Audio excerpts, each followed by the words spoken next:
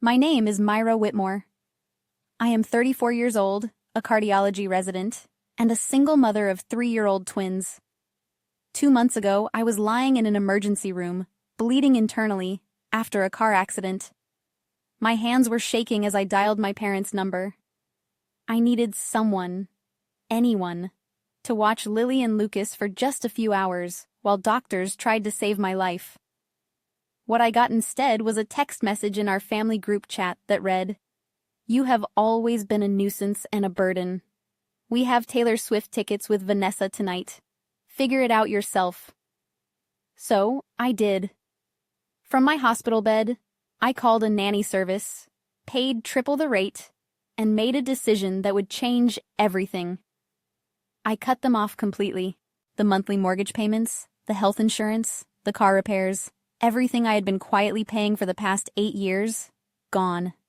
2 weeks later, there was a knock on my door. Before I tell you who was standing there and what happened next, please take a moment to like and subscribe, but only if you genuinely enjoy this story. Drop a comment and let me know where you are watching from and what time it is there. I love connecting with you all. Now, let me take you back to where it all began. Growing up in the Carver household, I learned early that love came with a ranking system.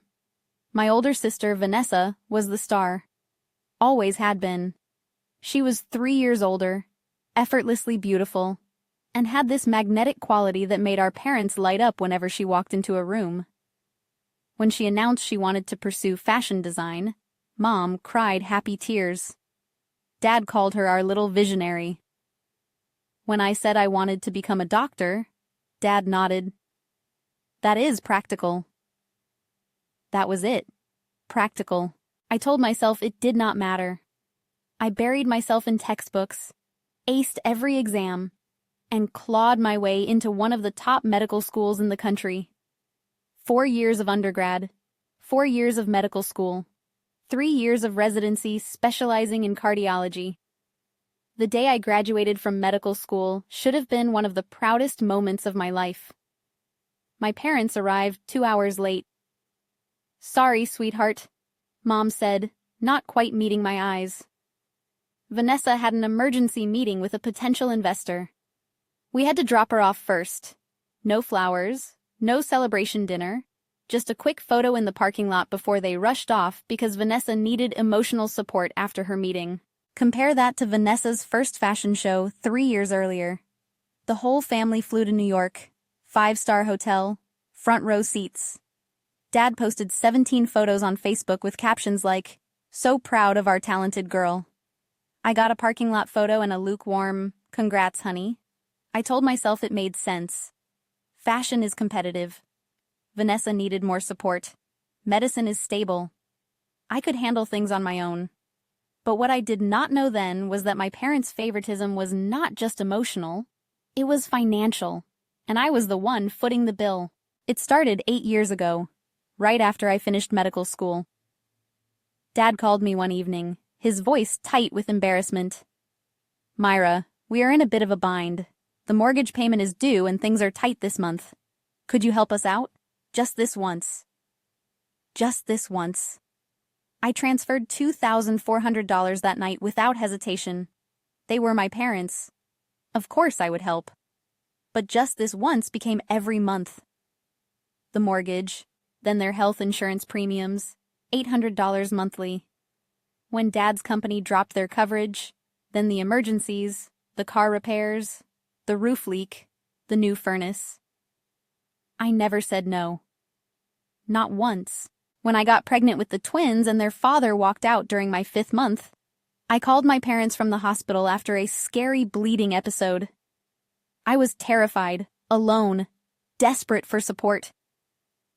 "Oh, honey, we wish we could come," Mom said. "But Vanessa is so stressed after her show in Milan. She really needs us right now." They did not come. Not for the birth. Not for the first month when I was barely sleeping, nursing 2 newborns while studying for my board exams. But the automatic transfers kept going out. $2,400 for the mortgage, $800 for insurance, whatever else they needed. I kept a spreadsheet. I do not know why. Maybe some part of me needed to see it in black and white. The numbers were staggering. 8 years, $320,000, give or take. I never asked for gratitude. I never expected a parade. But I also never expected to be called a burden by the people I had been carrying for almost a decade. That reckoning was coming. I just did not know it yet. The accident happened on a Tuesday evening. I was driving home after a 16-hour shift. My eyes were heavy, but I was alert enough. The light turned green. I pulled into the intersection. I never saw the truck. It ran the red light, doing 50. The impact hit my driver's side door. Glass exploded. Metal screamed. The world spun, then went black. I woke up in an ambulance, pain searing through my abdomen. A familiar face hovered above me. Myra, can you hear me? It was Marcus Smith, emergency physician at my hospital. We had worked together for 2 years. Marcus! My voice came out wrong. Weak. What is happening? You were in an accident. We are taking you in now. Possible internal bleeding. You are going to need surgery. Surgery? The word hit me like a second collision. My kids. I grabbed his arm. Lily and Lucas. They are with the babysitter. She leaves at 8. Marcus checked his watch. It is 7:15. 45 minutes. I had 45 minutes to find someone to watch my children while doctors cut me open. I fumbled for my phone with shaking hands. Blood smeared across the screen as I pulled up my parents' number. It rang 4 times. Myra! Dad's voice was impatient. We are about to leave. What is it? Dad, I need help. The words tumbled out between gasps of pain. I was in an accident. I am being taken to the hospital. Surgery. Please, I need you and Mom to watch the twins just for a few hours. Silence on the line.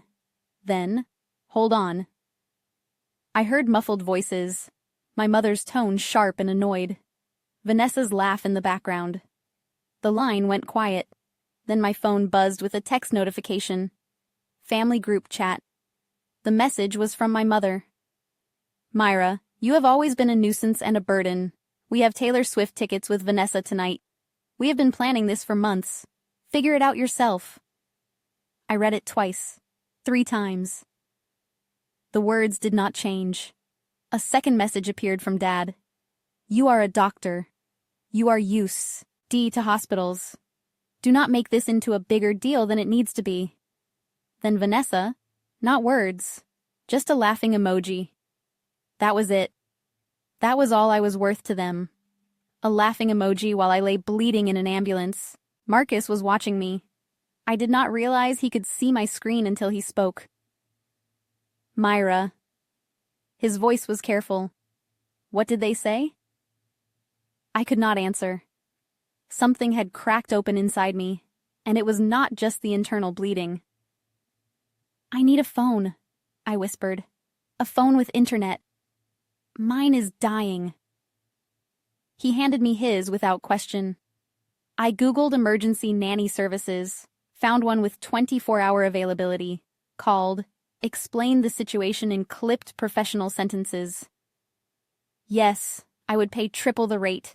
Yes, I would provide the babysitter's contact for handoff instructions. Yes, I authorized payment immediately. It was done in 4 minutes. Marcus was still watching me when I handed back his phone. He did not say anything. He did not have to. Can you screenshot those messages? I asked from my phone before it dies. He nodded slowly. Yeah, I can do that. I closed my eyes as the ambulance pulled into the hospital bay. The pain was overwhelming now, but it was not coming from my abdomen anymore. From that hospital bed, with an intravenous in my arm and fear in my heart, I made the easiest decision of my life. The surgery took 4 hours. A ruptured spleen, internal bleeding, another few minutes, and I might not have made it. I spent 5 days in the hospital, 5 days of intravenous drips, morphine haze, and nurses checking my vitals every few hours. Not one call from my parents, Not one text, not one visit. The emergency nanny service was expensive, but worth every penny. They coordinated with my regular sitter, kept Lily and Lucas safe and fed, sent me daily photo updates. Strangers took better care of my situation than my own family. On day 3, I asked the nurse for my laptop. "Are you sure you are up for it?" she asked. "You should be resting. I need to take care of something." My hands were steady as I logged into my banking app. 8 years of automatic transfers stared back at me. Regular as clockwork. $2,400 on the 1st of every month, $800 on the 15th. I canceled them all. Then I opened my phone settings, blocked my father's number, my mother's, Vanessa's. There was no dramatic moment, no tears, no second guessing. It felt like setting down a weight I had been carrying so long I had forgotten it was there. Marcus stopped by later that afternoon. He had checked on me every day, bringing coffee and quiet company. "How are you feeling?" he asked. I looked up at him, and for the first time in years, I told the truth. Better.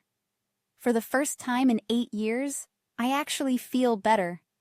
He did not push for details. He just nodded like he understood. I knew the fallout was coming. My parents would notice the missing money. They would rage and cry and demand explanations. But I did not expect what came next. 2 weeks after my surgery, I was finally home, moving slowly, still sore, but alive. It was a Saturday morning. I was making pancakes for Lily and Lucas, their favorite weekend treat. The kitchen smelled like butter and maple syrup. Lucas was trying to stack his toy blocks. Lily was helping by knocking them down. Then came the knock. 3 sharp raps on my front door. I wiped my hands on a dish towel, my heart rate spiking. If it was my parents, I was not ready. I did not know if I would ever be ready. I looked through the peephole and my breath caught. Standing on my doorstep was a tall man in his 70s. Silver hair, neatly combed, sharp blue eyes that I remembered from childhood. A posture that still carried the authority of 40 years on the federal bench. Grandpa Thomas.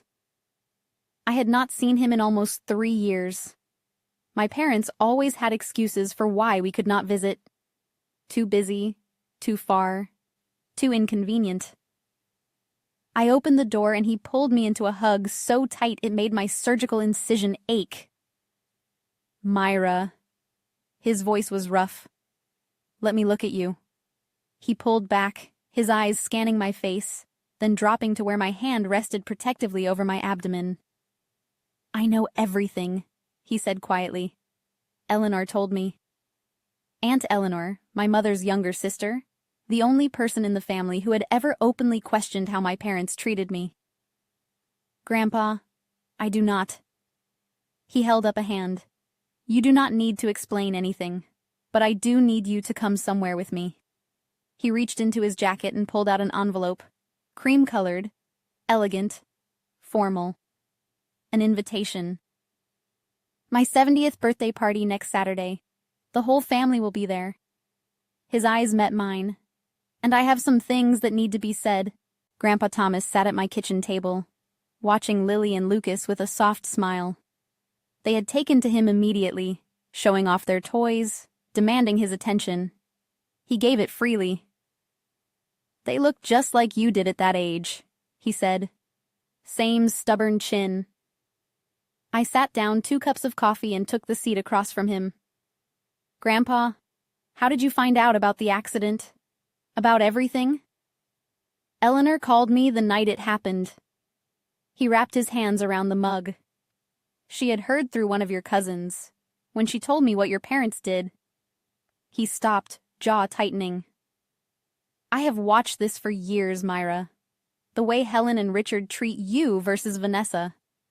I am old, but I am not blind." I stared at my coffee.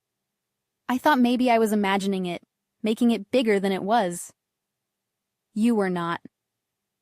His voice carried the weight of a man who had spent decades separating truth from lies. I was a federal judge for 40 years. I know how to read people. I know what favoritism looks like, what exploitation looks like. He leaned forward. Tell me something. Do you still have records of the money you have sent them? I nodded slowly. Every transfer. 8 years. Good. He sat back. I want you to put together a summary. Every payment, every date, every amount. Why? Because at my birthday party, in front of the entire family, I intend for the truth to come out. His eyes were still, not as an attack, not as revenge, simply as facts.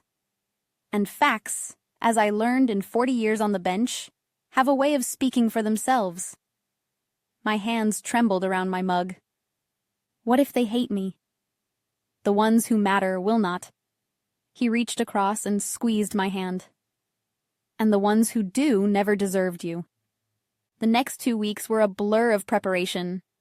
I printed every bank statement, every transfer confirmation, 8 years of financial records organized chronologically, bound in a plain manila folder. Looking at it all together was staggering. Month after month, year after year, a river of money flowing one direction. Aunt Eleanor came over 3 days before the party. She was 55, sharp-tongued, and had always been the black sheep of the family for refusing to pretend everything was fine. She flipped through the folder, her expression darkening with each page. $360,000, she said flatly. Myra, do you understand what this is? I know. This is more than most people make in 7 years of full-time work. She set down the folder, and they called you a burden. I pressed my palms against the kitchen counter. I do not want to destroy the family, Aunt Eleanor. I just want them to see, to acknowledge what I have done. You are not destroying anything. She stood and put her hand on my shoulder. You are just stopping the lie. They built their comfortable life on your silence. You are not obligated to keep giving them that. I nodded, though my stomach churned with anxiety. What if everyone takes their side? Some might. Family is complicated, she shrugged. But your grandfather has a lot of influence. And more importantly, you have the truth. That evening, I got a text from a cousin I barely spoke to. Heard you and your parents had a falling out. Vanessa has been telling everyone you have been acting erratic since your accident. Just wanted to give you a heads up. I stared at the message. They were already spinning the narrative, painting me as unstable, preparing their defense before I even arrived. I had not wanted a fight, but it seemed they were bringing one anyway. Grandpa Thomas's house was a colonial estate on 3 acres of manicured land. White columns, wraparound porch, the kind of place that whispered old money and quiet authority. I pulled into the circular driveway, my hands tight on the steering wheel. Lily and Lucas were in their car seats, chattering about the big house and the balloons they could see through the windows. More than 40 cars lined the property. The whole family was here. I wore a simple navy dress, professional, understated. I was not here to make a scene. I was here to tell the truth. The folder was in my bag. Inside, the party was already in full swing. Waiters circulated with champagne. A string quartet played in the corner. Crystal and silver glinted under the chandelier light. I spotted them immediately. My parents stood near the fireplace. Dad in his best suit, looking distinguished. Mom in a cream-colored dress, laughing at something someone said. They saw me at the same moment. Mom's laugh died.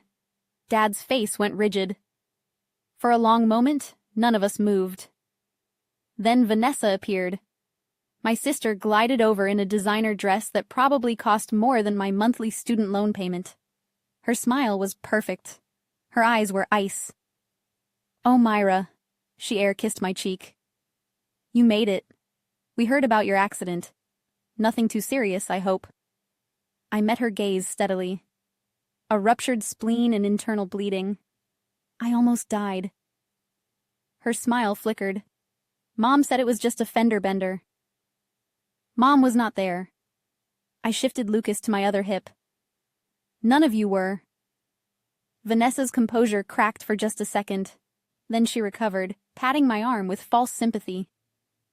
Well, you look fine now. That is what matters. She drifted away, but I felt the first rumble of thunder. This was only the beginning. The attack came 30 minutes into the party. I was getting fruit punch for the twins when I heard Vanessa's voice, deliberately loud, carrying across the room. I am so worried about Myra, honestly. She was talking to a cluster of aunts and cousins near the dessert table. The accident really affected her. She has been saying the strangest things. Cut off all contact with Mom and Dad for no reason. I kept my back turned, but every word landed like a small knife. Mom joined in, dabbing her eyes with a handkerchief. We have tried everything. Calls, texts. She will not respond. I think she is having some kind of breakdown. Poor thing, someone murmured. She has always been the sensitive one, Vanessa added. Remember how dramatic she was as a teenager? I think the stress of being a single mom has just been too much. I felt eyes on me, pitying looks, whispered concerns.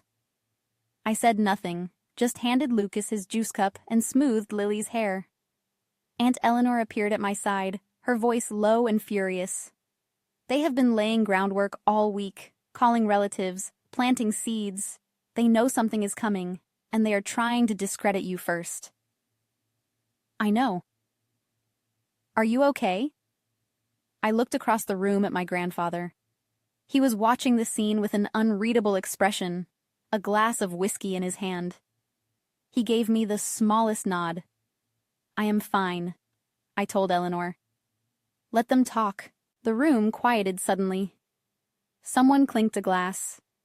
Grandpa Thomas rose from his chair. At 70, he still commanded attention like the courtroom judge he had been for 4 decades. Every eye in the room turned to him. Before we continue with the festivities, he said, his voice carrying effortlessly, I have a few things I would like to say. The air changed. This was it. Okay, I need to pause here for a second. Before Grandpa reveals what he knows, I want to ask you something. Have you ever been in a situation where someone tried to rewrite the truth about you? Where they painted you as the crazy one just because you finally stood up for yourself? Drop a comment and share your story, or just type truth if you have been there. And if you are enjoying this, please hit that like button. Trust me, what happens next is worth staying for. Now, back to the party. Before Grandpa could continue, my father stepped forward. Dad, wait. His voice was controlled, but I could see the tension in his jaw. Before you say anything, there is something the family should know. Grandpa raised an eyebrow. Richard. Dad turned to face the room, every inch the concerned parent. As many of you may have heard, my daughter Myra has been going through a difficult time. He gestured toward me with a sad smile. After her accident, she has been confused, distant. She has cut off contact with her mother and me completely. Mom stepped up beside him, still clutching that handkerchief. We have only ever wanted the best for her, she said, her voice trembling. But she has been spreading terrible lies about us, saying we abandoned her, that we do not love her. The room was silent. I felt 40 pairs of eyes boring into me. We have tried to be patient, Dad continued. But it has been heartbreaking. We gave that girl everything. Everything, Vanessa added, her piece from across the room. She has even been claiming we refused to help her during her accident, which is absolutely not true. There must be some kind of misunderstanding. Someone near me let out a sympathetic murmur. The poor things. I stood frozen. Lily had buried her face in my neck, sensing the tension. Myra! An aunt I barely knew approached me. Honey, is everything okay? Your parents are so worried about you. I opened my mouth to respond, but no words came. Then Grandpa Thomas's voice cut through the room like a gavel. Are you finished, Richard? The question was quiet, mild even, but every person in that room heard the steel underneath. Dad's confident expression faltered. I just thought the family should know. The family should know the truth, Grandpa interrupted, and I intend to give it to them. Grandpa Thomas walked to the center of the room. His gait was measured, deliberate, the walk of a man who had presided over hundreds of cases and never once lost control of his courtroom. I have listened to your concerns, Richard, he said. Helen, Vanessa, you have painted a very clear picture of a troubled young woman who has turned against her loving family. He paused, letting the words hang. Now, I would like to ask some questions. Dad shifted uncomfortably. Dad, I do not think this is the place. This is exactly the place. Grandpa's voice did not rise, but it hardened. This is family, and families should know the truth about each other. He turned to my father. Richard, a simple question. Who has been paying the mortgage on your house for the past 8 years? The color drained from Dad's face. What? Your mortgage? $2,400 a month for 8 years? Who has been paying it? We... Dad's eyes darted to Mom. We pay our own mortgage. Do you? Grandpa reached into his jacket pocket and pulled out a folder. My folder. Because I have here a complete record of bank transfers from Myra's account to your mortgage company every month for 96 consecutive months. A murmur rippled through the room. That is a misunderstanding, Mom stammered. Myra offered. We never asked. I am not suggesting you held a gun to her head, Grandpa said calmly. I am simply establishing facts. He opened the folder. Let me share some numbers with the family. I think they will find them illuminating. Across the room, Vanessa had gone pale. Dad's hands were clenched at his sides. Mom looked like she might faint, and I stood there holding my children, my heart pounding as the truth finally began to surface. 8 years, Grandpa Thomas read from the folder. Let us break it down. The room was utterly silent. Even the string quartet had stopped playing. Mortgage payments, $230,400. He looked up. That is the house Richard and Helen live in, the house they claim they pay for themselves. Someone gasped. Health insurance premiums, $76,800. When Richard's company dropped their coverage, Myra picked up the bill. He flipped a page. Car repairs, home maintenance, emergency expenses, approximately $45,000. Another page. Cash gifts and financial support for Vanessa's fashion ventures, $12,000. He closed the folder. Total, $364,200, give or take. The silence was deafening. Aunt Eleanor stepped forward. For context, everyone, that is more than most people make in 7 years of full-time work. Myra did this while completing her medical residency and raising infant twins alone. She offered, Mom's voice cracked. We never forced her. No one said you forced her, Grandpa replied. But I am curious. In 8 years of receiving the support, how many times did you say thank you? No answer. How many times did you visit her in the hospital after her twins were born? Still nothing. How many times did you show up for her? My mother started crying. Not the delicate, sympathetic tears from earlier. Real ugly sobs. We thought she was fine, Dad said, his voice hollow. She never complained. She always managed. She managed, Grandpa repeated. Because she had to. Because you taught her that her needs did not matter. An uncle near the back shook his head. Jesus, Richard. $360,000 and you called her a burden. Dad flinched like he had been struck.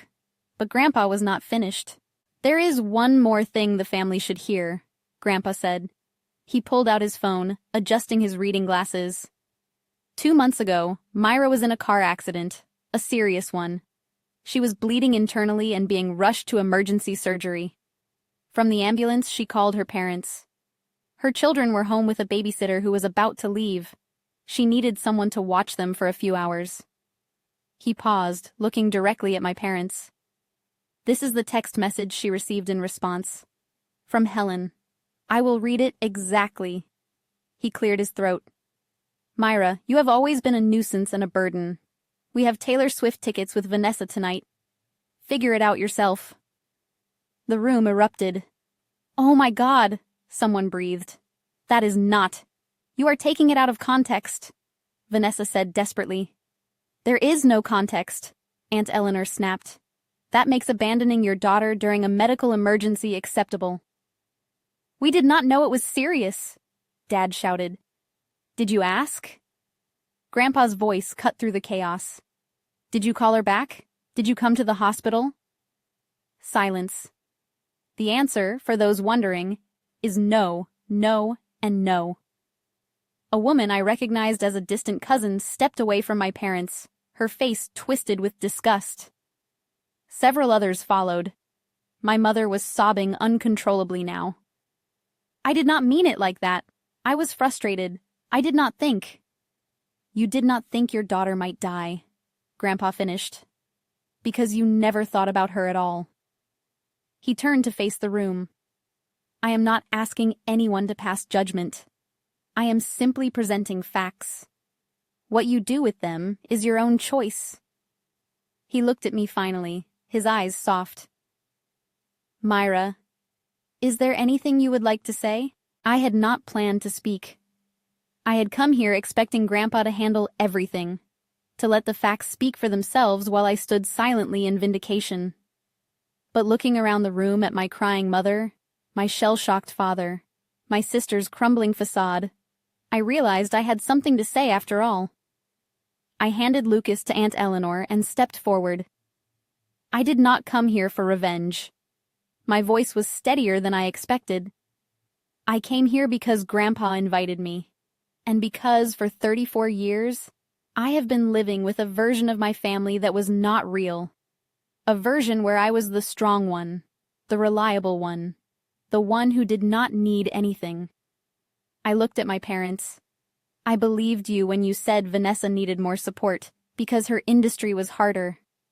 When you said I could handle things on my own. I believed you and I tried to be what you needed me to be. A tear slid down my cheek, but I did not wipe it away. But that night in the ambulance, bleeding and terrified, I finally understood. I was not strong to you. I was convenient. I was not reliable. I was exploitable. And no matter how much I gave, it would never be enough to make you see me the way you see her. Several family members had moved closer to me. An aunt touched my arm. A cousin nodded with tears in his eyes. My father started to speak. Myra, I am not finished. He stopped. I do not hate you, I said quietly, but I cannot keep pretending this is okay. I cannot keep buying love that should have been free. An uncle across the room turned to my father. How could you, Richard? This whole time you have been living off your daughter while treating her like nothing. The room was turning. I could feel it. So what now? Dad's voice was desperate. You have humiliated us in front of the whole family. Are you happy? I shook my head slowly. I am not happy, Dad. None of this makes me happy. I took a breath. But I am also not sorry, because this is not about humiliation. It is about honesty. For the first time in 8 years, our family knows the truth. Not your version, not Vanessa's spin. The truth. Vanessa tried once more. This is ridiculous. You are acting like we are monsters. We are your family. Families help each other. You are right. I turned to face her. Families do help each other. So, where were you when I was pregnant and alone? Where were you when I was raising newborns while studying for boards? Where were you when I was bleeding out in an ambulance? She had no answer. I looked back at my parents. From now on, I will not be sending money. Not because I cannot afford it, but because financial support should be a gift, not an obligation, and it should flow both ways in a family that actually cares about each other. My mother reached toward me. Myra, please. I am also not cutting you off forever, I continued. But I need space. Real space. Not a few weeks of guilt-tripping followed by everything going back to normal. I need you to actually think about what you have done. And if someday you can acknowledge it, really acknowledge it, maybe we can rebuild something. I took Lucas back from Aunt Eleanor. But I will not hold my breath. A great aunt approached me, taking my hands in her weathered ones. I am so sorry, sweetheart. I had no idea. All these years I thought you were the one who had it easy. I know, I said softly. Everyone did. That is how it was supposed to look. All right, I want to check in with you again. That moment when I finally said those words, when I chose myself for the first time, did it resonate with you? I know so many of us have been taught that family means sacrifice no matter what. But here is the thing. Boundaries are not betrayal. Saying no is not selfish. Type boundaries in the comments if you agree. And if you know someone who needs to hear this story, share it with them. Now, let us see what happened in the aftermath. My parents left the party early. No one stopped them. No one said goodbye. Dad helped Mom to the car while she sobbed into his shoulder. Vanessa followed with her head down, refusing to make eye contact with anyone. The silence they left behind was heavy, but not uncomfortable, more like the quiet after a storm passes. In the days that followed, the fallout was swift. My phone buzzed constantly with messages from relatives. Cousins I had barely spoken to in years reached out to apologize. Aunts and uncles who had always believed my parents' narrative of the perfect family were reevaluating everything. I always thought you were the difficult one, Cousin Rachel texted me. Vanessa made it sound like you pulled away for no reason. I am so sorry I believed her. The family group chat, the one where I had received that devastating message, went silent. Then it was deleted entirely. More significantly, my parents found themselves quietly excluded from family gatherings. When my cousin Michael had his 40th birthday 3 weeks later, they were not invited. When Aunt Eleanor hosted Easter brunch, their names were not on the list. No one made a formal announcement. No one declared sides. They simply stopped being welcome. My mother called me from a new number 2 weeks after the party. I let it go to voicemail. Myra, please. We need to talk. This has all been blown out of proportion. Your father is devastated. I am devastated. Cannot we just move past this? I listened to it once, then I deleted it. Forgiveness was not a reset button. I knew that now. It was a release for me, not for them. And I was not ready to release anything yet. But the financial consequences, those were just beginning. 3 months after the party, I got a call from Aunt Eleanor. They are selling the house. I set down my coffee cup. What? Your parents? They put the house on the market last week. Word is they could not keep up with the mortgage payments. I should have felt something. Satisfaction, vindication, maybe even guilt. Instead, I just felt tired. Where will they go? Your Uncle Frank is letting them stay in his guest house temporarily. Eleanor paused. He made it very clear it is conditional. They need to get jobs. Real jobs. Not just waiting for someone else to bail them out. Jobs. My parents had not worked full-time in years. Dad took early retirement at 55. Mom had never worked outside the home. They had been living off my money, and they had not even realized how dependent they had become. What about Vanessa? Cannot she help? Eleanor laughed. It was not kind. Vanessa has been drowning since her divorce. Word got out about the party. Someone in the family knows someone in fashion. She lost a major design contract. Last I heard, she is waitressing part-time. I stared out my kitchen window at Lily and Lucas playing in the backyard. I do not want them to suffer, I said quietly. I know you do not, sweetheart. That is because you are a good person. Eleanor's voice softened. But they did not suffer for 8 years because you were supporting them. They did not grow. They did not learn. You stopping was not cruel. It was necessary. She was right. I knew she was right. That evening, I sat down with my new budget. The $3,200 I used to send my parents every month now went into a college fund for the twins. They would never worry about student loans. They would never carry someone else's burden the way I had. That felt like justice enough. The call came on a Tuesday night, 6 months after Grandpa's party. I was putting the twins to bed when my phone lit up with an unknown number. Normally I would ignore it, but something made me answer. Myra. Vanessa's voice was different, smaller. The polished confidence that had always defined her was gone. Vanessa, please do not hang up. She took a shaky breath. I know I do not deserve your time, but I need to say something. I sat down on the edge of my bed. I am listening. I am sorry. The words came out cracked. I am so sorry for everything. For the way I treated you. For the things I said. For laughing at that text message when you were... Her voice broke. When you were dying, I laughed. What kind of person does that? I waited. I do not know. She continued about the money. Not all of it. I knew Mom and Dad were struggling, but I thought they were managing. I did not realize it was you. For 8 years. Myra, how did I not know? Did you ever ask? Silence. No, she whispered. I did not, because I did not want to know. I liked being the favorite. I liked that everything came easy for me. She laughed bitterly. Nothing is easy anymore. I heard about the contract. Yeah, turns out your reputation matters in this industry. Funny how that works. We sat in silence for a moment. I am not asking for money, she finally said. Or forgiveness.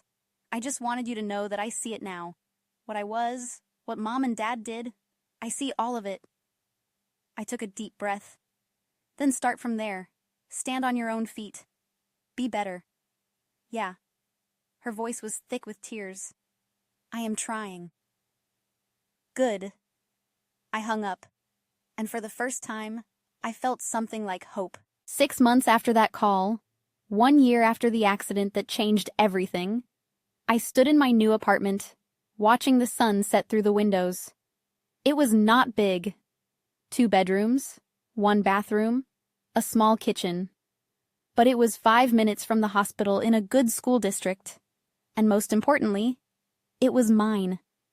No mortgage payments to parents who did not appreciate them. No insurance premiums for people who called me a burden. Just rent, utilities, and a college fund growing steadily every month. Lily and Lucas were at Grandpa Thomas's house for the afternoon.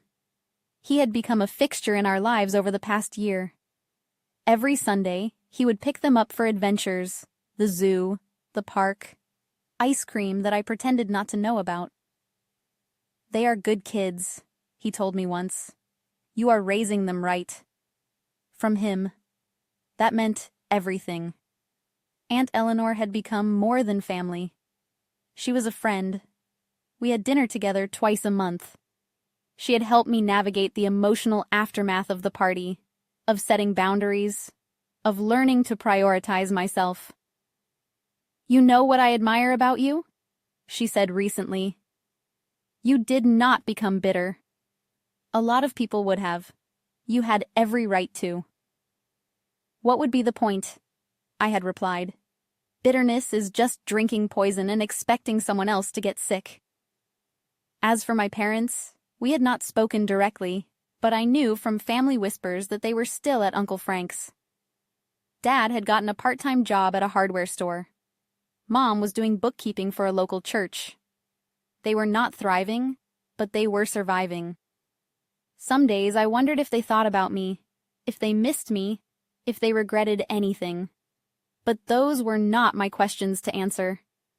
I had spent 34 years carrying their weight. It was finally time to put it down. If you have made it this far, I want to leave you with something, not advice.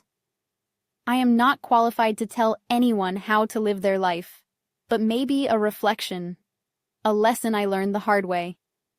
For 34 years, I believed that love was something you could earn, that if I just gave enough, sacrificed enough, asked for nothing in return, eventually the people who were supposed to love me would see my value.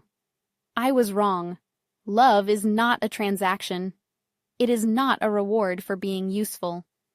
And no amount of money, time, or energy can buy something that should have been freely given from the start. The family I have now, Grandpa Thomas, Aunt Eleanor, friends like Marcus who showed up when my own parents would not. They did not love me because of what I could provide. They loved me because of who I am. That is the difference. And it took almost dying on an operating table to understand it. I do not know what happens next with my parents. Maybe someday they will truly change. Maybe they will reach out with genuine remorse, ready to rebuild something real. If that happens, I will consider it. But I will not wait for it. I will not shape my life around the hope of something that may never come. My life is mine now. My energy, my resources, my love. And if the people who raised you call your self-respect betrayal, then maybe they never deserved your loyalty in the first place. To anyone out there carrying a weight that was never yours to bear, it is okay to put it down. It is okay to choose yourself. You are not selfish. You are not ungrateful. You are not a burden. You are finally free. Thank you so much for staying with me through this story. If it resonated with you, please hit that like button and subscribe. It means the world to me. I want to hear from you. Have you ever had to draw a boundary with family? How did it change your life? Drop your thoughts in the comments.